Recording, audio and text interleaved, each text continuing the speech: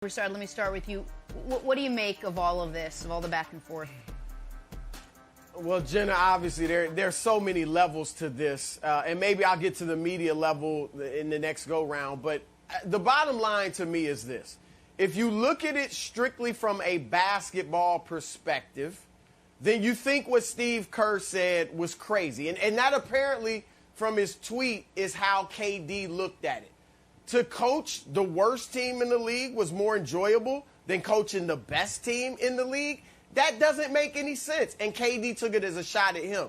But if you look at it from a human perspective, I think Steve Kerr and Kevin Durant would agree that last year for KD in Golden State was horrible. I mean, you had obviously the blow up between KD and Draymond Green.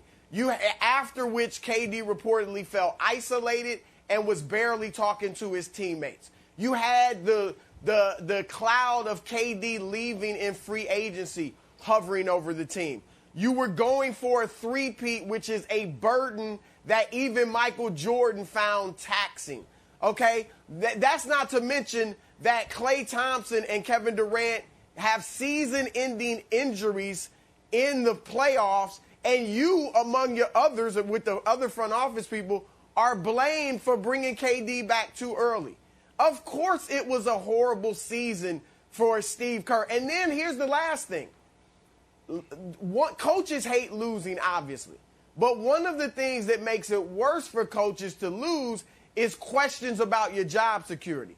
Steve Kerr did not have to worry about that last year. He knew he wasn't getting fired. That's right. So he actually, for an NBA season, the game became pure again for him. He could step in the gym, and all he was concerned about is helping guys get better. Didn't have to worry about wins and losses or none of that, which probably was a relief for him after 4 years of going hard or 5 years trying to win these championships. So I get where he's coming from, and I think if KD looked at it that way, then he would understand it too.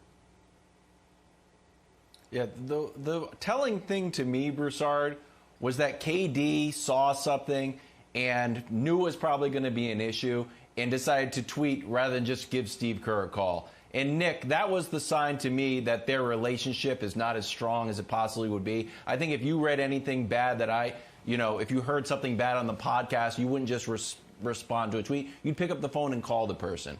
So to me, that was the sign that their relationship is fractured.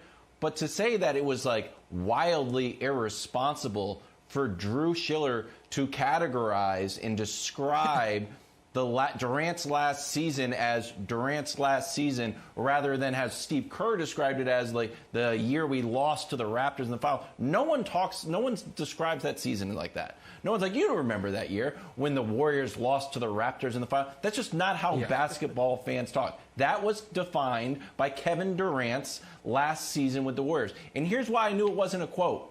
It didn't have quotation marks around it. So if someone misinterpreted it, that's fine. It didn't have a quotation marks. I'm like, well, that's the description of the season, and that's the quote. I didn't find it nearly as wildly irresponsible as Steve Kerr did. All right, so I guess, here. Now, Wilds and Broussard have both been around the NBA longer than me. I think it is in my contractual obligation as a member of the NBA media to say, before I level any Steve Kerr criticism. Now, let me make it clear. I love Steve Kerr. Steve Kerr's a great guy. He's always been a great friend of the media. Easy access, all this stuff. And Raymond Ritter with the Warriors, the best in the business. Okay, now am I covered? Now can I say something here? What Steve Kerr did to Drew Schiller yesterday was outrageous because he name checks him earlier in it. That full audio, I encourage people also to listen to it. The full audio. Because what you don't hear is 30 seconds prior, Steve Kerr saying, well, the first 4 years here were great. But then that last year, we had agendas. He talks, you heard in the audio. You want a good vibe coming into work.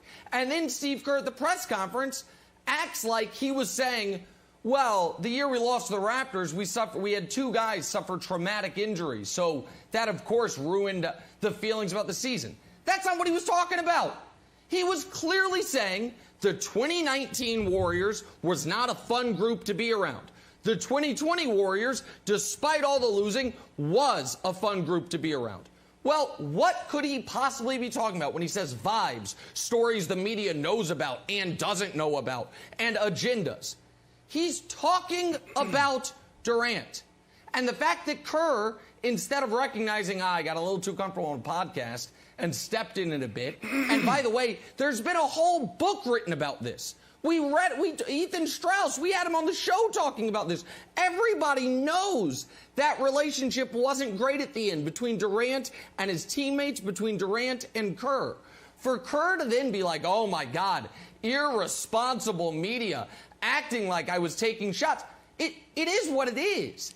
And I am surprised that he was surprised there was blowback to it. Maybe he didn't think Durant would see it. Spoiler alert, Mr. Kerr.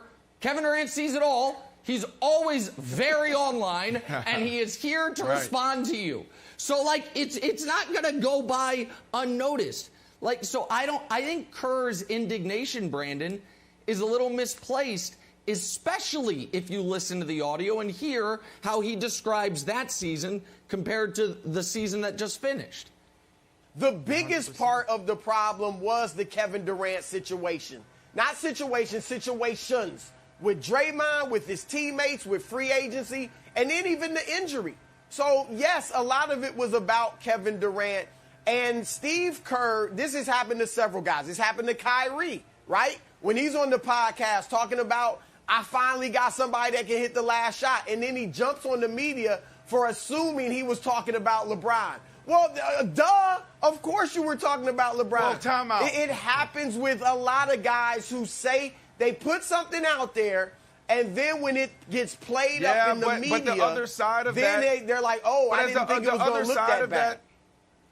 Yeah, but we know that. Come on, now this conversation can be irresponsible if we don't address the clickbait and everybody talk about the headlines. So what Steve Kerr talked about, like it was irresponsible for whoever the reporter was or the host on the podcast, where he took a snippet and then he put it out there as a tweet to get the clickbait. That's exactly what he's talking about. That's an issue in this industry. We know that. Players sit back, coaches sit back, organizations sit back. That's been in media. That's like putting a headline on something. That's always been the case in media. I get it. With today's technology, it's more so, but you always put headlines on something. Thanks for watching. Subscribe here to get the latest from the show. Also, be sure to check out more of the best clips from First Things First, or go watch a few segments from our other shows on FS1.